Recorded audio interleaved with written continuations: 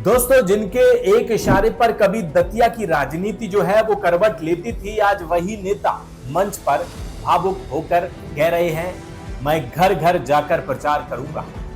दतिया की राजनीति से एक ऐसी तस्वीर सामने आई है जिसने कई सवाल खड़े कर दिए हैं। मध्य प्रदेश के पूर्व गृह मंत्री और भाजपा के दिग्गज नेता नरोत्तम मिश्रा भाजपा प्रत्याशी आशुतोष तिवारी के समर्थन में आयोजित सभा के दौरान भावुक हो गए। उनके यहां तक कि आंखों में आंसू भी दिखे, आंखें नम हो गई, आवाज में दर्द था और उन्होंने कहा कि आशुतोष तिवारी को जिताने के लिए मैं घर घर जाकर प्रचार करूंगा। लेकिन सवाल सिर्फ उनके भावुक होने का नहीं है। सवाल यह है कि क्या ये एक नेता का समर्पण है या फिर बदलते राजनीतिक दौर की मजबूरी।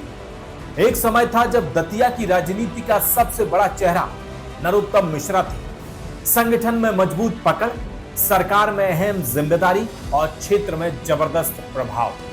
लेकिन टिकट कटने के बाद सियासत की तस्वीर बदलती हुई दिखाई दे रही है। सभा में नरोत्तम मिश्रा का भावुक होना चर्चा का विषय बना है, लेकिन उससे भी ज्यादा चर्चा इस बात की है कि क्या उनके समर्थकों का वही पुराना जोश जमीन पर दिखाई देगा।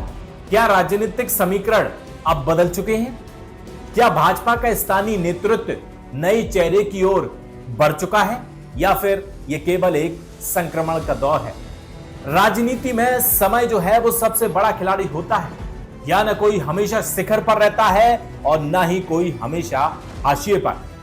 जो नेता कभी चुनाव जिताने की गारंटी माने जाते थे, आज उन्हें खुद कार्यकर्ताओं को भावनात्मक अपील करनी पड़ रही है। ये वक्त का पहिया कैसे बदलता है, ये हम सबके सामने है।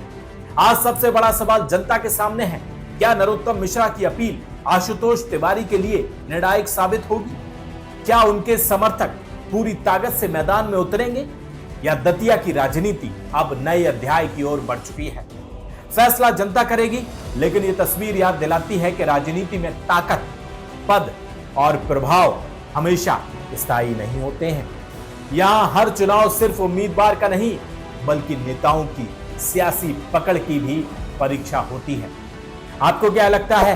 कमेंट कर हमें जरूर बताइए। चैनल को सब्सक्राइब कीजिए और हाँ, शेयर करना बिल्कुल मत भूलिएगा, क्योंकि ऐसे ही तमाम अपडेट्स हम आपके लिए लाते रहते हैं।